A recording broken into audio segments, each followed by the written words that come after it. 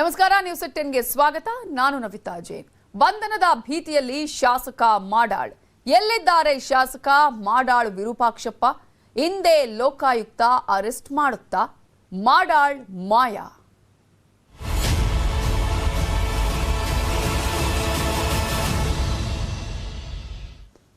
ಶಾಸಕ ಮಾಡಾಳು ವಿರೂಪಾಕ್ಷಪ್ಪ ಬಂಧನಕ್ಕೆ ಆಗ್ರಹ ಜೋರಾಗ್ತಾ ಇದೆ. ರಾಜ್ಯದಾದ್ಯಂತ ಕಾಂಗ್ರೆಸ್ ಪ್ರತಿಭಟನೆಯನ್ನ ಹಮ್ಮಿಕೊಂಡಿದ್ದು, ಬೆಂಗಳೂರಿನಲ್ಲಿ ಕಾಂಗ್ರೆಸ್ನಿಂದ ಪ್ರತಿಭಟನೆ ನಡೆಯಲಿದೆ.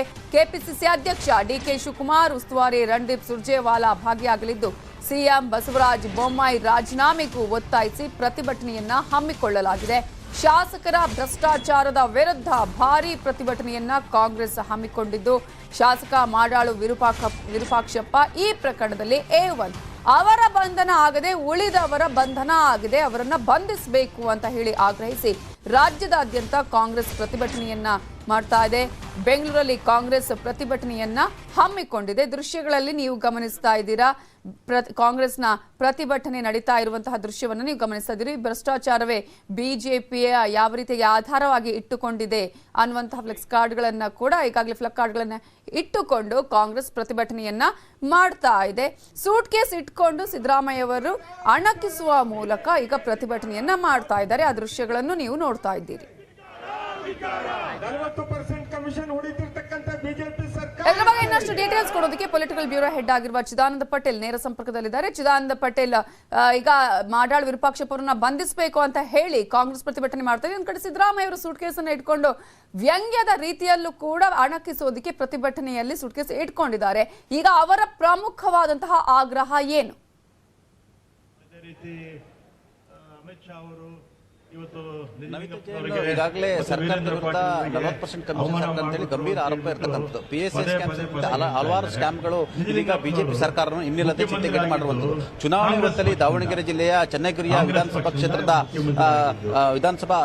ಶಾಸಕರಾಗಿರ್ತಕ್ಕಂಥ ಮಾಡಾಳು ವಿರೂಪಾಕ್ಷಪ್ಪ ಅವರ ನಿವಾಸದಲ್ಲಿ, ಅವರ ಪುತ್ರನ ನಿವಾಸದಲ್ಲಿ 8 ಕೋಟಿ ಹಣ ಸಿಕ್ಕಿರುವಂಥದ್ದು. ಈಗಾಗಲೇ ಲೋಕಾಯುಕ್ತ FIR ನಲ್ಲೂ ಕೂಡ A1 ಆರೋಪಿಯಾಗಿ ಶಾಸಕ ವಿರೂಪಾಕ್ಷಪ್ಪ ಇರತಕ್ಕಂಥದ್ದು. ಒಟ್ಟಾರೆ ಈ ಒಂದು ಸರ್ಕಾರ ಕೊನೆಗಾಡಬೇಕು, ಮುಖ್ಯಮಂತ್ರಿ ಬಸವರಾಜ ಬೊಮ್ಮಾಯಿ ರಾಜೀನಾಮೆ ಕೊಡಬೇಕು, ಆ ಮುಖಾಂತರ ವಿರೂಪಾಕ್ಷಪ್ಪನವರನ್ನ ಬಂಧನ ಮಾಡಬೇಕಂತ ಆಗ್ರಹಿಸಿ ಪ್ರತಿಭಟನೆ ಮಾಡ್ತಿರುವಂತದ್ದು. ಇವತ್ತು ಮುಖ್ಯಮಂತ್ರಿ ನಿವಾಸಕ್ಕೆ ಎಲ್ಲಾ ರೀತಿಯ ಸಿದ್ಧತೆಯನ್ನು ಮಾಡ್ಕೊಳ್ತಿರುವಂತದ್ದು. ಈ ಒಂದು ಪ್ರತಿಭಟನೆ ರಾಜ್ಯಾದ್ಯಂತ ಇರತಕ್ಕಂಥದ್ದು ಮತ್ತು ಆ ಮುಖಾಂತರ ಚುನಾವಣೆ ಹೊತ್ತಲ್ಲಿ ರಾಜ್ಯ ಕಾಂಗ್ರೆಸ್ಗೆ ಸಿಕ್ಕಿರ್ತಕ್ಕಂಥ ಅತಿ ದೊಡ್ಡ ರಾಜಕೀಯ ಅಸ್ತ್ರ ಅಂತ ಹೇಳಲಾಗ್ತದೆ. ಹಾಗಾಗಿ ಈ ರಾಜಕೀಯ ಅಸ್ತ್ರವನ್ನ ಸಂಪೂರ್ಣ ಸದುಪಯೋಗಪಡಿಸಿಕೊಳ್ಳಲು ಕಾಂಗ್ರೆಸ್ ಪಕ್ಷ ನಿರ್ಧಾರ ಮಾಡುವಂಥದ್ದು. ಇದರ ಭಾಗವಾಗಿ ಇವತ್ತು ರೇಸ್ ಕೋರ್ಸ್ ಭವನದಲ್ಲಿರ್ತಕ್ಕಂಥ ಕಾಂಗ್ರೆಸ್ ಕಚೇರಿಯಲ್ಲಿ ಇವತ್ತು ಏನು ಸಭೆಯನ್ನ ಆಯೋಜಿಸಿರುವುದು. ನಂತರ ಮುಖ್ಯಮಂತ್ರಿಗಳ ನಿವಾಸಕ್ಕೆ ಕೂಡ ಮುತ್ತಿಗೆ ಹಾಕಲಿಕ್ಕೆ ತೀರ್ಮಾನ ಮಾಡುವಂಥದ್ದು. ರಾಜ್ಯ ಕಾಂಗ್ರೆಸ್ ಉಸ್ತುವಾರಿ ರಣಜಿತ್ ಸಿಂಗ್ ಸುರ್ಜೇವಾಲ್ ಮತ್ತು ವಿಪಕ್ಷ ನಾಯಕ ಸಿದ್ದರಾಮಯ್ಯ ಸೇರಿದಂತೆ ಅನೇಕರು ಈ ಒಂದು ಪ್ರತಿಭಟನೆಯಲ್ಲಿ ಪಾಲ್ಗೊಂಡಿರುವಂಥದ್ದು ತಾವು ಗಮನಿಸಬಹುದು. ವೇದಿಕೆಯಲ್ಲಿ ವಿಪಕ್ಷ ನಾಯಕ ಸಿದ್ದರಾಮಯ್ಯನವರು ಬಿಜೆಪಿನ ಅಣಕಿಸುವಂತೆ ಸೂಟ್ಕೇಸ್ ಇಟ್ಕೊಂಡು ಈ ಒಂದು ಏನು ಪ್ರತಿಭಟನಾ ಸಮಾವೇಶದಲ್ಲಿ ಭಾಗಿಯಾಗಿರ್ತಕ್ಕಂಥದ್ದು. ಇಲ್ಲಿ ಎಲ್ಲಾ ನಾಯಕರುಗಳು ಮಾತನಾಡಿದ ನಂತರ ಮುಖ್ಯಮಂತ್ರಿ ನಿವಾಸಕ್ಕೆ ಕಾಲ್ನಡಿಗೆ ಮುಖಾಂತರ ತೆರಳುತ್ತಾರೆ. ಅಲ್ಲಿ ಮುಖ್ಯಮಂತ್ರಿ ನಿವಾಸಕ್ಕೆ ಮುತ್ತಿಗೆ ಹಾಕಲಿಕ್ಕೆ ಪ್ರಯತ್ನವನ್ನು ಮಾಡ್ತಾರೆ. ಈಗಾಗಲೇ ಪೊಲೀಸರ ದಂಡೆ ಇರತಕ್ಕಂಥದ್ದು. ಯಾವುದೇ ಕಾರಣ ಕೂಡ ಮುಖ್ಯಮಂತ್ರಿ ನಿವಾಸಕ್ಕೆ ಯಾವುದೇ ನಾಯಕರು ಹೋಗಬಾರದು ಮತ್ತು ಮುತ್ತಿಗೆ ಹಾಕಬಾರದ ಕಾರಣಕ್ಕಾಗಿ ಪೊಲೀಸರು ಕೂಡ ಹೆಚ್ಚಿನ ಸಂಖ್ಯೆಯಲ್ಲಿ ಇಲ್ಲಿ ಹಾಜರಿರತಕ್ಕಂಥದ್ದು ತಾವು ಗಮನಿಸಬಹುದು. ವೇದಿಕೆಯಲ್ಲಿ ವಿಪಕ್ಷ ನಾಯಕ ಸಿದ್ದರಾಮಯ್ಯ ಮತ್ತು ಕಾಂಗ್ರೆಸ್ನ ರಾಜ್ಯ ಉಸ್ತುವಾರಿ ರಣಜಿತ್ ಸಿಂಗ್ ಸುರ್ಜೇವಾಲಾ ಸೇರಿದಂತೆ ಅನೇಕ ನಾಯಕರು ಭಾಗಿಯಾಗಿರುವಂತದ್ದು. ಆ ಮುಖಾಂತರ ಮುಖ್ಯಮಂತ್ರಿಗಳ ರಾಜೀನಾಮೆ ಅಂತೇಳಿ ಒತ್ತಾಯಿಸಿ ಆಗ್ರಹಿಸಿ ಈ ಧರಣಿ ಮತ್ತು ಪ್ರತಿಭಟನೆಯನ್ನು ಮಾಡ್ತಿರುವಂತದ್ದು. ಒಟ್ಟಾರೆ ಚುನಾವಣಾ ಹೊತ್ತಲ್ಲಿ ಕಾಂಗ್ರೆಸ್ಗೆ ಬಿಜೆಪಿಯ ಅತಿದೊಡ್ಡ ರಾಜಕೀಯ ಅಸ್ತ್ರ ಸಿಕ್ಕಿರುವಂತದ್ದು. ಭ್ರಷ್ಟಾಚಾರದ ವಿರುದ್ಧ ಮಾತನಾಡತಕ್ಕಂಥ ದಾಖಲೆ ಕಟ್ಟತಕ್ಕಂಥ ಮುಖ್ಯಮಂತ್ರಿ ಅವರಿಗೆ ಇದೀಗ ವಿರೂಪಾಕ್ಷಪ್ಪನವರ ನಿವಾಸದಲ್ಲಿ ಸಿಕ್ಕತಕ್ಕಂಥ ಹಣದ ಉದಾಹರಣೆ ಕೊಡುವ ಮುಖಾಂತರ ದಾಖಲೆ ಇನ್ನೆಷ್ಟು ಬೇಕಂತೇಳಿ ಈಗಾಗಲೇ ಸರ್ಕಾರಕ್ಕೆ ಒತ್ತಾಯಿಸುತ್ತಿರುವಂತದ್ದು. ಒಟ್ಟಲ್ಲಿ ರಾಜ್ಯ ಕಾಂಗ್ರೆಸ್ ಸಿಕ್ಕಿರ್ತಕ್ಕಂಥ ಈ ಅಸ್ತ್ರವನ್ನ ಸದುಪಯೋಗಪಡಿಸಿಕೊಳ್ಬೇಕು. ಆ ಮುಖಾಂತರ ರಾಜ್ಯಾದ್ಯಂತ ಪ್ರತಿಭಟನೆ ಮಾಡಬೇಕು ಮತ್ತು ಚುನಾವಣಾ ರ್ಯಾಲಿ ಮತ್ತು ಸಮಾವೇಶ ಮತ್ತು ಏನು ಚುನಾವಣಾ ಸಂದರ್ಭದಲ್ಲಿ ಇದನ್ನ ಬಳಸಬೇಕಂತ ತೀರ್ಮಾನ ಮಾಡುವಂತದ್ದು. ಇದರ ಭಾಗವಾಗಿ ಇವತ್ತು ವಿಪಕ್ಷ ನಾಯಕ ಸೇರಿದಂತೆ ಅನೇಕ ನಾಯಕರುಗಳು ಮುಖ್ಯಮಂತ್ರಿ ನಿವಾಸಕ್ಕೆ ಮುತ್ತಿಗೆ ಹಾಕಲಿಕ್ಕೆ ತೀರ್ಮಾನ ಮಾಡಿರುವಂತದ್ದು. ನವಿತಾ ಜೈನ್, ಥ್ಯಾಂಕ್ ಯು ಚಿದಾನಂದ ಪಟೇಲ್ ಡೀಟೇಲ್ಸ್ಗೆ. ಮಾಡಾಳ್ ಪುತ್ರ ಪ್ರಶಾಂತ್ ಬಂಧನ ಆಗಿದೆ. ತನಿಖೆ ಚುರುಕುಗೊಂಡಿದೆ. ಪುತ್ರ ಲಾಕ್ ಆಗ್ತಿದ್ದಂತೆ ಶಾಸಕ ಮಾಡಾಳ್ ವಿರೂಪಾಕ್ಷಪ್ಪ ನಾಪತ್ತೆಯಾಗಿದ್ದಾರೆ, ಎಸ್ಕೇಪ್ ಆಗಿದ್ದಾರೆ. ನಿನ್ನೆಯಿಂದನೇ ಮಾಡಾಳ್ ವಿರೂಪಾಕ್ಷಪ್ಪ ಬಂಧನಕ್ಕೆ ಪೊಲೀಸರು ಶೋಧವನ್ನ ಮಾಡ್ತಾ ಇದ್ದಾರೆ. ಈಗ A1 FIR ಅಲ್ಲಿ ಇರುವಂತದ್ದು ಶಾಸಕರು. ಈ ಹಿನ್ನೆಲೆಯಲ್ಲಿ A1 ಅಂತ ಹೇಳಿ ಉಲ್ಲೇಖ ಮಾಡಿರುವ ಹಿನ್ನೆಲೆಯಲ್ಲಿ ಅಜ್ಞಾತ ಸ್ಥಳದಲ್ಲಿ ಇದ್ದುಕೊಂಡೇ ನಿರೀಕ್ಷಣಾ ಜಾಮೀನಿಗೂ ಅವರು ಪ್ರಯತ್ನವನ್ನ ಮಾಡ್ತಿದ್ದಾರೆ. ಶಾಸಕ ಮಾಡಾಳ್ ಪ್ರಕರಣದಿಂದ ಬಿಜೆಪಿಗೆ ಈಗ ಮುಜುಗರದ ಮೇಲೆ ಮುಜುಗರ ಉಂಟಾಗಿದೆ. ಯಾರು ಮಾತನಾಡಿದ್ರು ವಿಪಕ್ಷಗಳಂತೂ ಈಗ ಇದೇ ಒಂದು ಪ್ರಕರಣವನ್ನ ಅಸ್ತ್ರವಾಗಿ ಇಟ್ಟುಕೊಂಡಿದೆ.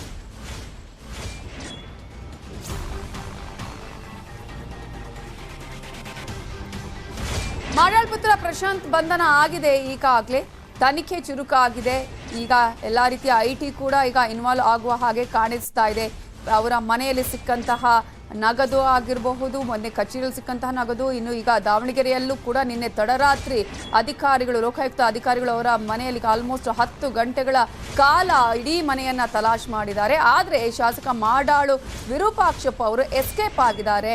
ಈಗ ಅಜ್ಞಾತ ಸ್ಥಳದಿಂದ ಇದ್ದುಕೊಂಡೇ ಅವರು ನಿರೀಕ್ಷಣಾ ಜಾಮೀನಿಗೆ ಅರ್ಜಿಯನ್ನ ಸಲ್ಲಿಸಿದ್ದಾರೆ.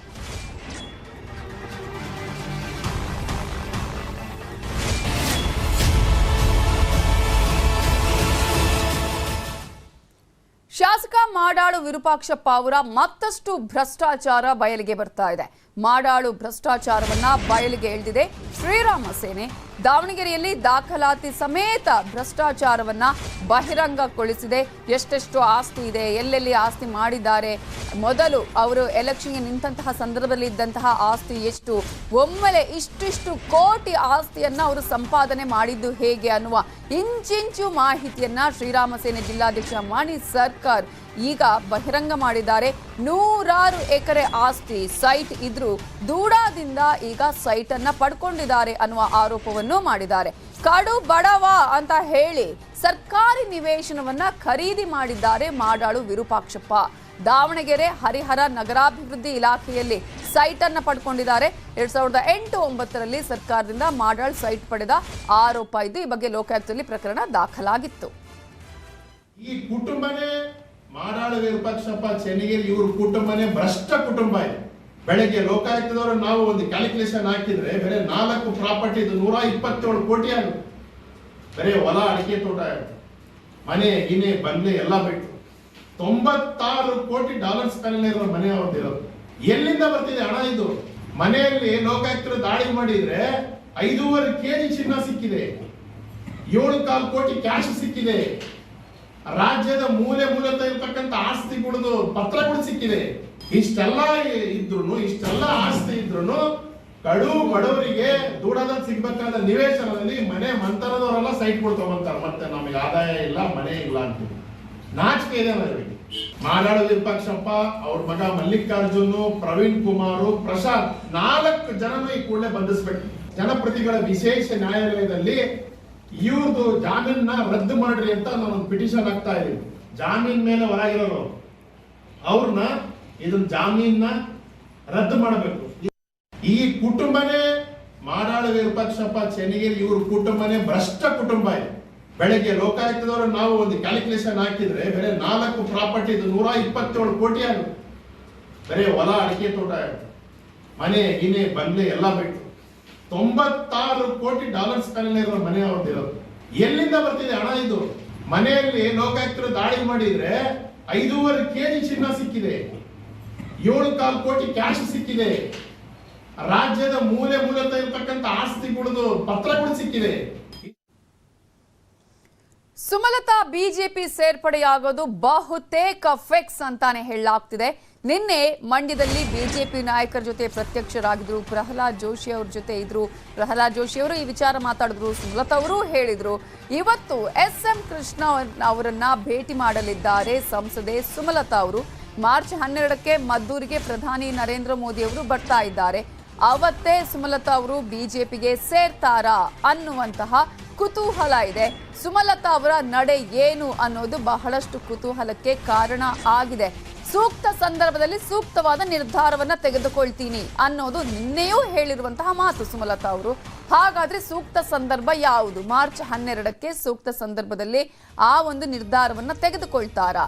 ಇವತ್ತು SM ಕೃಷ್ಣ ಅವರನ್ನ ಭೇಟಿ ಮಾಡ್ತಾರೆ, ಅವರ ಮನೆಗೆ ಹೋಗಿ ಭೇಟಿ ಮಾಡ್ತಾರೆ. ಆಪ್ತರು, ಬೆಂಬಲಿಗರ ಜೊತೆ ರಾಜಕಾರಣದಲ್ಲಿ ಹಿರಿಯ ಮುತ್ಸದ್ದಿಯಾಗಿರುವಂತಹ SM ಕೃಷ್ಣ ಅವರನ್ನ ಭೇಟಿಯಾಗಿ ಒಂದಷ್ಟು ಸಮಾಲೋಚನೆಯನ್ನ ಮಾಡ್ತಾರೆ, ಸಲಹೆಗಳನ್ನ ಪಡೆದುಕೊಳ್ಳಲಿದ್ದಾರೆ. ಆ ಸಲಹೆ ಮೇರೆಗೆ ಮುಂದೆ ನಾನು ಬಿಜೆಪಿಗೆ ಸೇರ್ಪಡೆಯಾದ್ರೆ ಯಾವ ಕ್ಷೇತ್ರ ಸೂಕ್ತ ನಿಲ್ಲೋದಕ್ಕೆ ಎಲೆಕ್ಷನ್ಗೆ ಅನ್ನೋದ್ರ ಬಗ್ಗೆನೂ ಚರ್ಚೆ ಮಾಡುವ ಸಾಧ್ಯತೆ ಇದೆ. JP ನಗರದ ಮನೆಯಲ್ಲಿ ಮಧ್ಯಾಹ್ನ 3 ಗಂಟೆಗೆ ಸುಮಲತಾ ಸಭೆಯನ್ನ ಮಾಡಲಿದ್ದು ಅಸೆಂಬ್ಲಿ ಎಲೆಕ್ಷನ್ ಸ್ಪರ್ಧೆಯ ಬಗ್ಗೆ ಚರ್ಚೆಯನ್ನ ನಡೆಸಲಿದ್ದಾರೆ. So SM. ಕೃಷ್ಣ ಅವರ ಮನೆಗೆ ಭೇಟಿಯನ್ನ ಕೊಡ್ತಾರೆ. ಇದು ಸಾಕಷ್ಟು ಕುತೂಹಲಕ್ಕೆ ಕಾರಣ ಆಗಿದೆ. ಏನು ನಿರ್ಧಾರವನ್ನ ತೆಗೆದುಕೊಳ್ತಾರೆ? ಈಗಾಗಲೇ ಸುಮಲತಾ ಅವರ ಆಪ್ತರು ಹೇಳುವ ಪ್ರಕಾರ ಅವರು ಬಿಜೆಪಿಗೆ ಸೇರ್ಪಡೆಯಾಗುವುದು ಫಿಕ್ಸ್ ಅಂತಾನೆ ಹೇಳಲಾಗ್ತಾ ಇದೆ. ಹಾಗಾದ್ರೆ ಅವರ ಈ ನಿರ್ಧಾರ ಫಿಕ್ಸ್ ಆಗಿದೆಯಾ? ಸುಮಲತಾ ಅವರು ಅದೇ ಕಾರಣಕ್ಕಾಗಿ ನಿನ್ನೆ ಕೂಡ ಮಾತನ್ನ ಹೇಳಿದ್ರ, ಬಿಜೆಪಿಯವರ ಜೊತೆ ಕಾಣಿಸಿಕೊಂಡ್ರ. ಆ ಸಂಸ್ಥೆಯಲ್ಲಿ 40ಕ್ಕೂ ಹೆಚ್ಚು ಜಿಂಕೆಗಳು, ಸರಿಯಾದ ಮೇವಿಲ್ಲ, ನೀರಿಲ್ಲ, ಮೂಕ ಪ್ರಾಣಿಗಳ ರೋಧನೆ. ನ್ಯೂಸ್ 18ನಲ್ಲಿ ಬಿಗ್ ಎಕ್ಸ್ಕ್ಲೂಸಿವ್. ಆಸ್ಪತ್ರೆಯಲ್ಲಿ ಜಿಂಕೆಗಳು.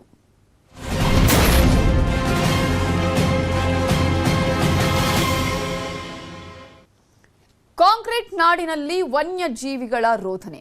ಅರಣ್ಯದಲ್ಲಿ ಇರಬೇಕಾದ ವನ್ಯಜೀವಿಗಳು ನಗರದಲ್ಲಿವೆ. ಅರಣ್ಯ ಇಲಾಖೆಯೇ ಅಧಿಕಾರಿಗಳೇ ಈ ಸ್ಟೋರಿ ನೋಡಿ.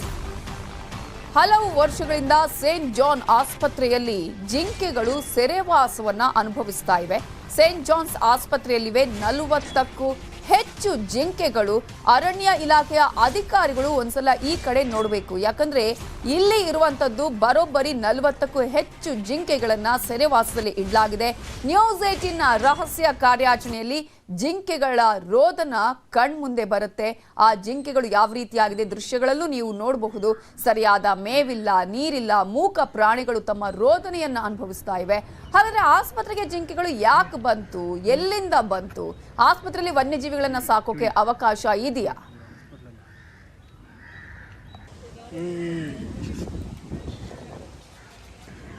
ನಮ್ಮ ಜೊತೆ ಮಾತನಾಡೋದಕ್ಕೆ ಈಗ ವನ್ಯಜೀವಿ ತಜ್ಞರಾದಂತಹ ಅಲ್ಲೇಶ್ ಅವರು ಫೋನ್ ಸಂಪರ್ಕದಲ್ಲಿದ್ದಾರೆ. ಸರ್ ನಮಸ್ತೆ. ನಮಸ್ತೆ ಮೇಡಮ್. ಈಗ ಸೇಂಟ್ ಜಾನ್ಸ್ ಆಸ್ಪತ್ರೆಯಲ್ಲಿ 40ಕ್ಕೂ ಹೆಚ್ಚು ಜಿಂಕೆಗಳನ್ನ ಸಾಕ್ತಾ ಇದ್ದಾರೆ ಆಲ್ಮೋಸ್ಟ್ ವರ್ಷಗಳಿಂದ.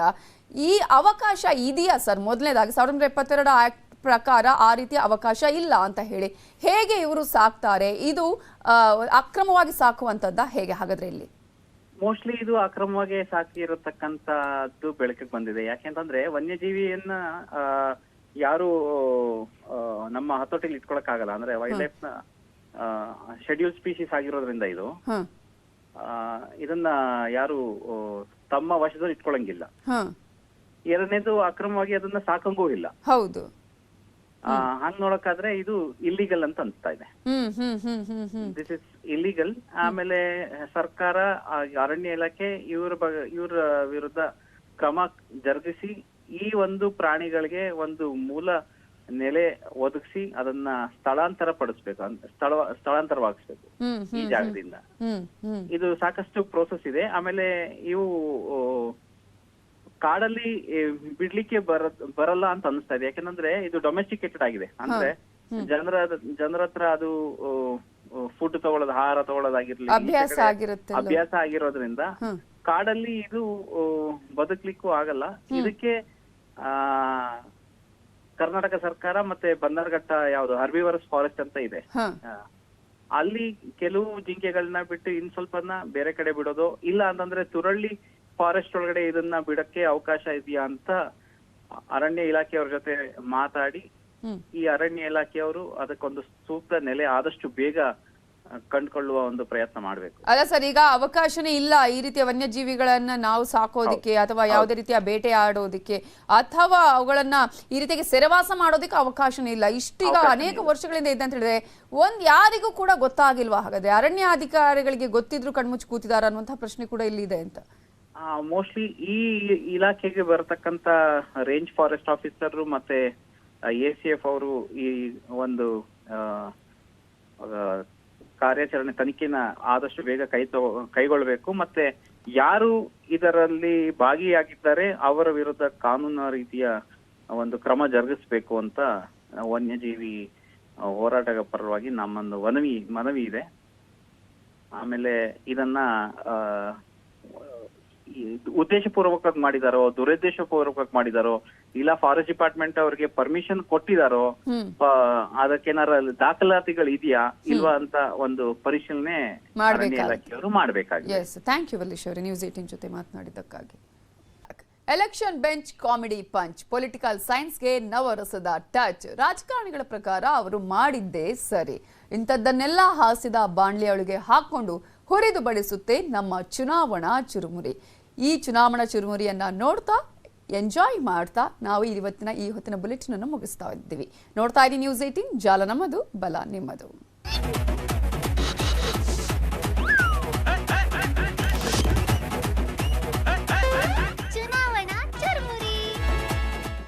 ಎಷ್ಟು ಕದ್ದೆ ನೀನೆಷ್ಟು ಮೆದ್ದೆ, ಮಾಲು ಬಂತ ಮಾಮೂಲು ಬಂತ. ನೋಡುದ್ರಾ ಎಡಿಟ್ರೆ, ಬೇಲಿನೇ ಎದ್ದು ಹೆಂಗೆ ಹೊಲ ಗದ್ದೆ ಎಲ್ಲ ಮೇಯ್ಕೊಂಡು ತಿಂದು ಬಡ್ದು ಬಾಯಿಗೆ ಹಾಕ ಮುಟ್ಟೈತೆ ಅಂತ ನಮ್ಮ ಮರಿ ಮಾಡಾಳು ಮಾಡಿರೋ ಎಡವಟ್ಗೆ ಈ ಕಾಂಗ್ರೆಸ್ ನೋವು ಮರಿ ಹೊಡೆದು ಊರಬ್ಬನೇ ಮಾಡ್ತಾವ್ರಲ್ಲಪ್ಪ ಇಲ್ಲಿ. ಇದು ಲಂಚ ಲಂಚ ತಿನ್ನೋನೆ ರಾಜ, ಲಂಚ ಹೊಡೆಯ ಸ್ವಲ್ಪ ಕಮ್ಮಿ ಮಾಡ್ರಪ್ಪ ನಿಮ್ಮ ಮನೆ ಹಾಳಾಗ. ಲಂಚ ಏರೋನೆ ಭೋಜ. ಬಾ ಏನ್ ಸಿಂಕ್ ಮಾಡಿದ್ರಿ ಎಡಿಟ್ರೆ?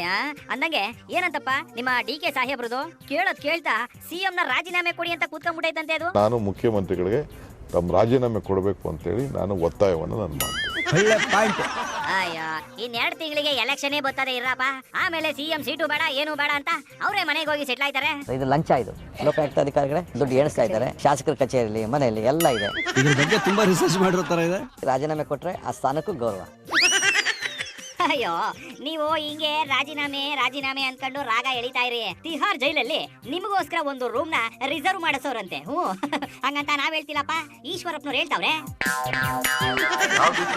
ತಿಹಾರ್ ಜೈಲಿಂದ ಬಂದವರು ಸೀನ್ ಕಮರ್ಷಿಯಲ್ ಆಗಿದೆ. ಜೈಲಲ್ಲಿ ಇದ್ದಾರೆ, ಮತ್ತೆ ಯಾವಾಗ ಹೋಗ್ತಾರೆ ಗೊತ್ತಿಲ್ಲ ಅಂತ DK ಶಿವಕುಮಾರ್ ಈ ರೀತಿ ಹೇಳಿಕೆ ಕೊಡೋದಕ್ಕೆ ಅರ್ಥ ಇಲ್ಲ.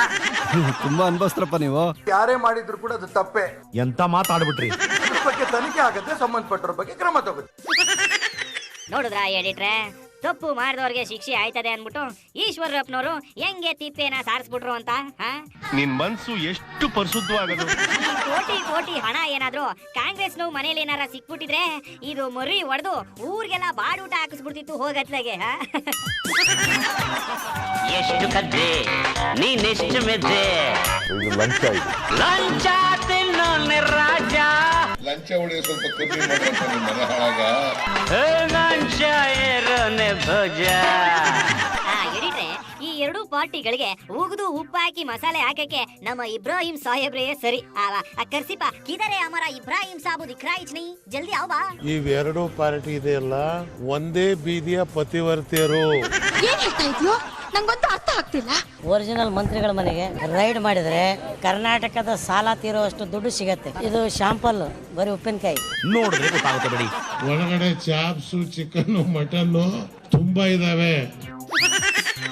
ಅಯ್ಯ ಉಗಿದು ಉಪ್ಪು ಹಾಕ್ಲಿ ಅಂತ ಕರ್ಕೊಂಡ್ ಬಂದ್ರೆ ಇದು ಚಾಪ್ಸು ಕೈಮಾ ಅಂತ ಭಟ್ರು ಕೆಲಸ ಮಾಡಕ್ಕೆ ಶುರು ಹಚ್ಕೊಂಡ್ಬಿಟ್ಟೈತಲ್ಲ ಗೌಡ್ರೆ ಇದು. ಸಿಟಿ ರವಿ ಬಾ ಮಗ, ನೀನ್ ಹೇಳ್ತೀರಿ ಇದನ್ನ? ಯಡಿಯೂರಪ್ಪನವ್ರೆ ನೀವೇನ್ ಹೇಳ್ತೀರಿ? ರೇಣುಕಾ ನೀನೇನ್ ಹೇಳ್ತೀಯಪ್ಪ? ಪಿಕ್ಚರ್ ಭಾಗ್ಯ ಅಂತ ಹೇಳ್ತೀವಿ. ಸರಿ ಹೋಯ್ತು, ಕೇಳಿದ್ರು ಕೇಳಿಸ್ದಂಗೆ, ನೋಡಿದ್ರು ನೋಡಿಲ್ಲ ಅಂದಂಗೆ ಇವೆಲ್ಲ ಎಲ್ಲಿ ಬೆಡ್ಶೀಟ್ ಓದ್ಕೊಂಡು ಮಲಿಕೊಂಡವೋ ಗೊತ್ತಿಲ್ಲ. ಕಟೀಲು ಪಿಟೀಲ್ ಬಾರಿಸ್ರಿ ಕುತ್ಕೊಂಡು. 7.5 ಕೋಟಿ ರೂಪಾಯಿ ಪಿಟೀಲು ಬಾರಿಸ್ತಾ ಕುತ್ಕೊಳ್ಳಿ. ಅಯ್ಯೋ, ಬಾರ್ಸಕ್ಕೆ ಏನೈತೆ ಬಿಡಿ. ನಾವೇ ಲೋಕಾಯುಕ್ತನ ಓಪನ್ ಮಾಡಿಸಿದ್ದು. ತಪ್ಪು ಯಾರು ಮಾಡಿದ್ರು ತಪ್ಪೆ, ಹಿಡಿದು ಬೋರ್ಗ್ ಹಾಕ್ತಿವಿ ಅಂತ ತಿಪ್ಪೆ ಸಾರಿಸ್ತಾವ್ರೆ. ದೋಸೆ ಪಾರ್ಸಲ್.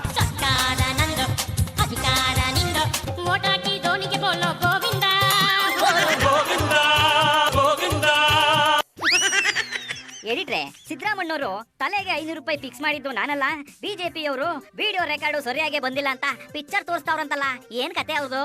ಬಿಜೆಪಿಯವರು 500 ರೂಪಾಯಿ ಕೊಟ್ಟು ಜನಗಳ ಕರ್ಕ ಬಂದಿದ್ರು ಅಂತ ಹೇಳಿದ್ರು. ಅದು ತಪ್ಪಾಗಿ ವಿಡಿಯೋ ರೆಕಾರ್ಡ್ ಮಾಡ್ಕೊಂಡು ಹೇಳಿದ್ರೆ ನಿಮ್ಮನ್ನ ಅರ್ಥ ಮಾಡ್ಕೊಳಕ್ಕೆ ಆಗಲ್ಲ. ಇಟ್ ಇಸ್ ನಾಟ್, ಅದು ಸರಿಯಾಗಿ ಬಂದಿಲ್ಲ. ಎಡಿಟ್ರೆ, ಈ ಸರಿ ಯಾಕೋ ವಿಡಿಯೋ ಸರಿಯಾಗಿ ಬಂದಿಲ್ಲ, ನೆಕ್ಸ್ಟ್ ಟೈಮು ಸರಿಯಾಗಿ ಮಾಡ್ಕೊಂಬರೋಣ ನಡೀರಿ. ಈಗ ನಡೀರಿಯಪ್ಪ, ಗೊತ್ತಾಯ್ತು.